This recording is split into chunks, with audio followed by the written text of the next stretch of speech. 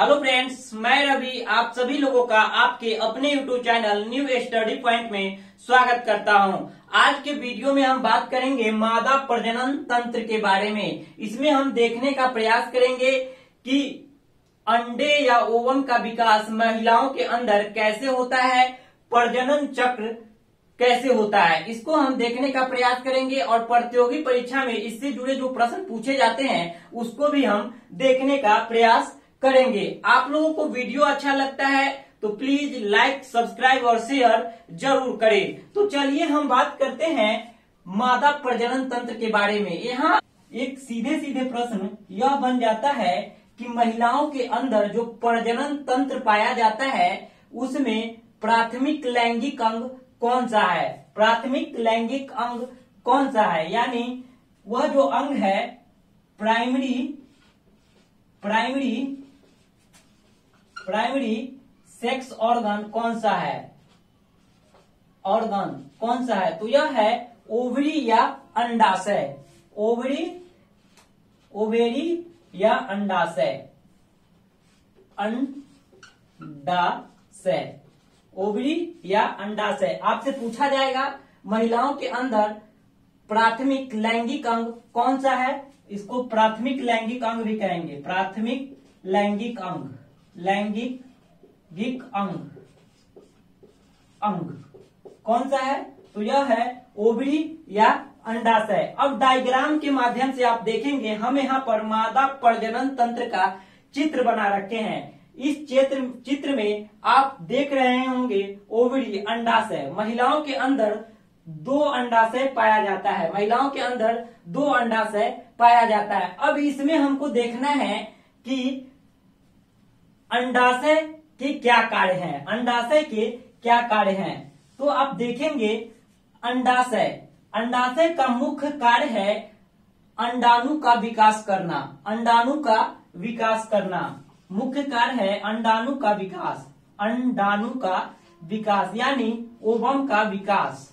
Ovum का विकास। आपसे पूछा जाएगा अंडाशय का क्या कार्य है, मुख्य रूप से तो अंडाणु या ओवम का विकास करना। इसके अलावा यह एक और कार्य में सहायक होता है, जैसे कि महिलाओं के अंदर दो प्रकार के सेक्स हार्मोन्स पाए जाते हैं। दो प्रकार के सेक्स हार्मोन पाए जाते हैं, उसके निर्माण में भी सहायक होता है अंडाशय। वो दो प्रकार के सेक्स हार्मोन्स कौन कौन है इसको भी याद रखना जरूरी है। एक है एस्ट्रोजन, एक हार्मोन है एस्ट्रोजन और दूसरा है प्रोजेस्टेरोन। यह दोनों एग्जाम में पूछा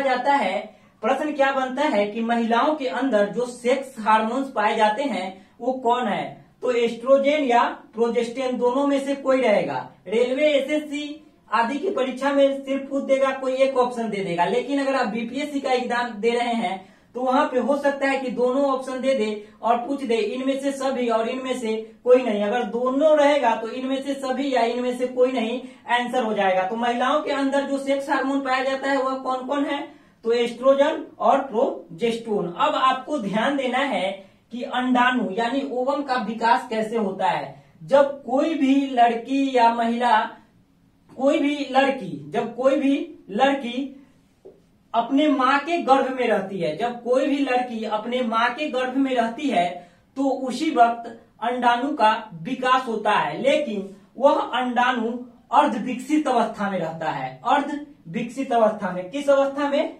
अर्ध विकसित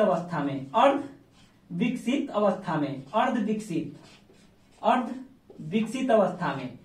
जब कोई भी लड़की अपने माँ के गर्भ में रहती है तो उसी समय अंडाणु का विकास होता है, लेकिन वह गर्भ अर्ध विकसित अवस्था में रहता है, पूर्ण रूप से विकसित नहीं रहता है। तो इसको हम कहते हैं ग्रेफियन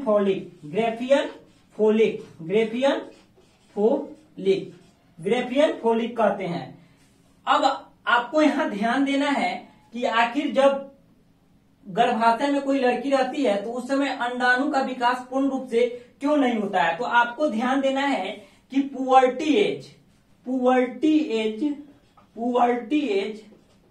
पुबर्टी एज या यौना अवस्था जिसको कहेंगे, यौना अवस्था, यौना अवस्था, यौना अवस्था, पुबर्टी एज या यौना अवस्था। तो यहां ध्यान देंगे 10 से 13 वर्ष, 10 से 13 वर्ष का जो एज होता है वह पुबर्टी एज या यौना अवस्था का एज धारण करने का समय होता है। तो यहाँ ध्यान देना है, इस समय देखते होंगे आप लड़कियों में चेंजेज आता है, जैसे स्तनों का विकास हो जाना, आवाज का पतला हो जाना।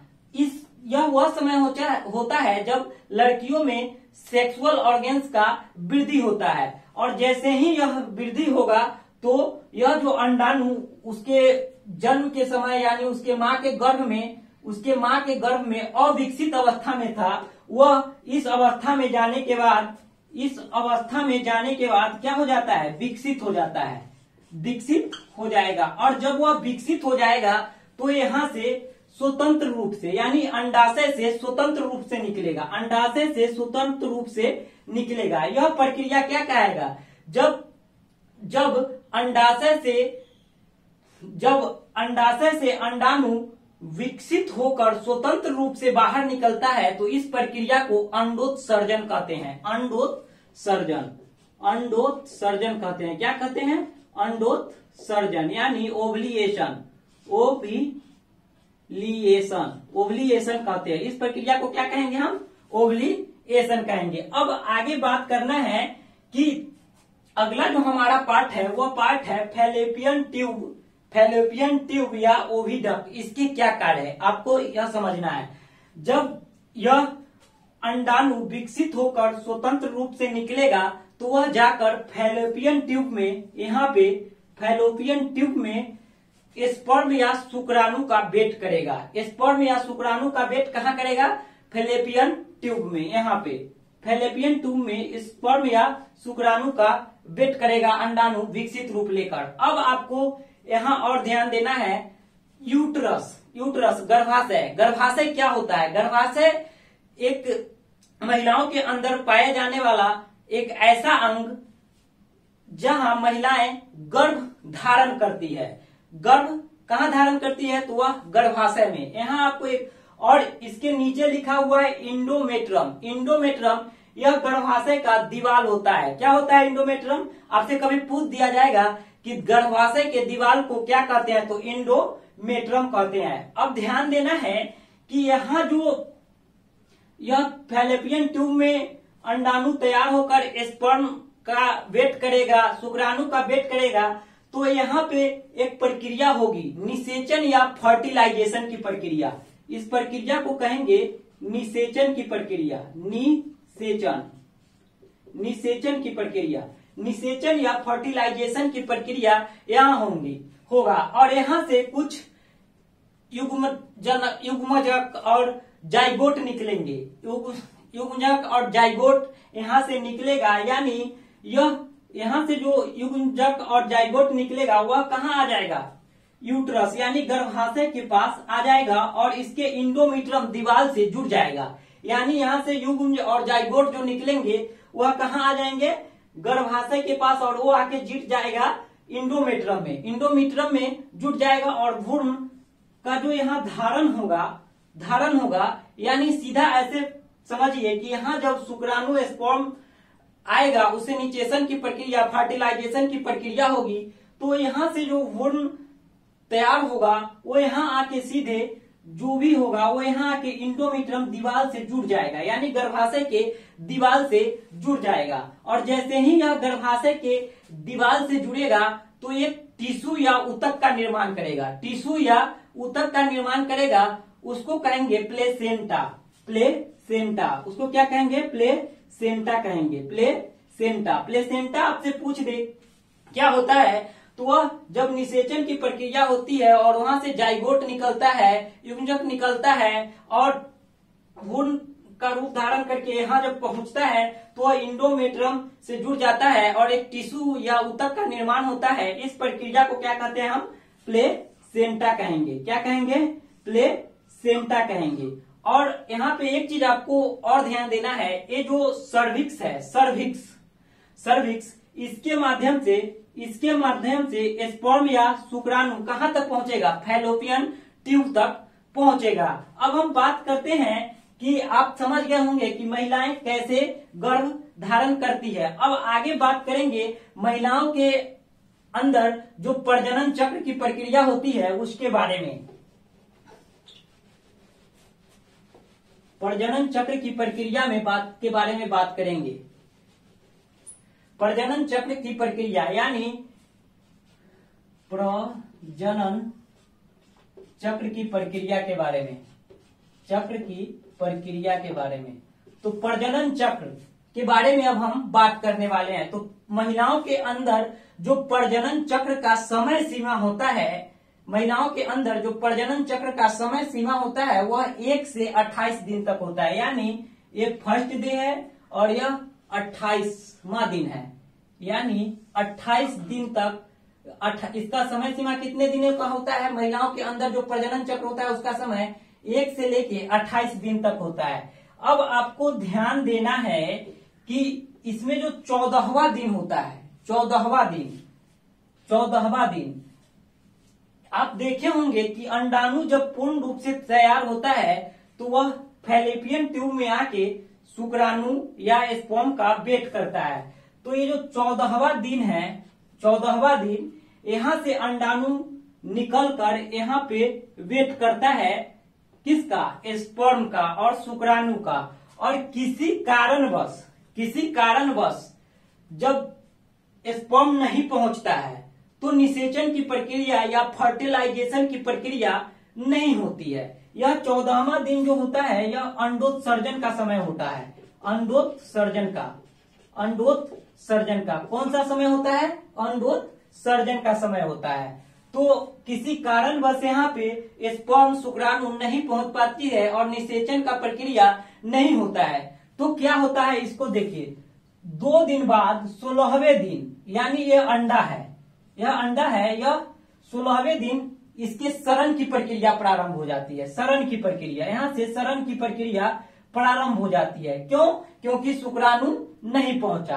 अब आप देखेंगे कि यहाँ पे इंडोमीट्रियम से जो आके जुड़ रहा था, यानी गर्भाशय का जो दीवार था वह भी 14 दिनों के अंदर क्या हो जाता है? विकसित हो जाता है। यानी ये जो दीवार है इंडोमीट्रियम का, यह भी पूर्ण रूप से विकसित हो जाता है। कभी कभी पूछा जाता है कि इंडोमीट्रियम क्यों सड़ने लगता है, यानी इंडोमीट्रियम का जो विलय है, मतलब उसका जो नाश का प्रक्रिया है वह क्यों प्रारंभ होता है।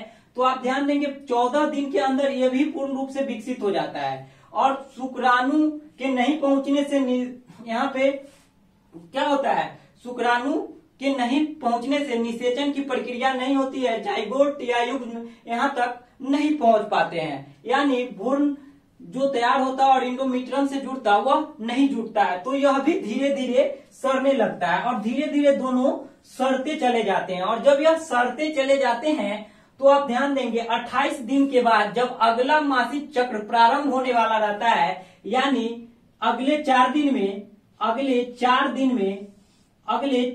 जो 4 दिन होता है, उस 4 दिन में यह सड़ के ब्लीडिंग के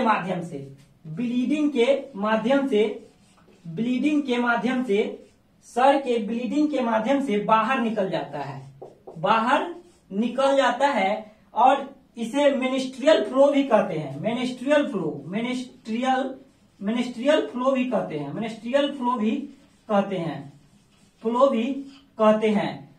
अब आप समझ गए होंगे कि प्रजनन चक्र की जो प्रक्रिया होती है वह कैसे होती है। 28 दिन तक 14वें दिन निषेचन की प्रक्रिया नहीं होने से अंडोत्सर्जन का जो क्रिया होता है वह निषेचन की प्रक्रिया नहीं होने से जो अंडा तैयार रहता है अंडाणु, वह धीरे धीरे 16वें दिन से सड़ना प्रारंभ हो जाता है और इधर इंडोमीट्रियम का दीवार भी सड़ जाता है। जिसके बाद अगले 28 दिन के बाद जब अगला मासिक चक्र प्रारंभ होता है तो आप देखते हैं कि ब्लीडिंग के माध्यम से या मेनिस्ट्रियल फ्लो के माध्यम से, रक्त के माध्यम से यह अंडाणु एवं उसका दीवार जो सड़ता है दोनों बाहर आ जाता है। मैं आशा करता हूं कि आप लोगों को वीडियो अच्छा लगा होगा। धन्यवाद।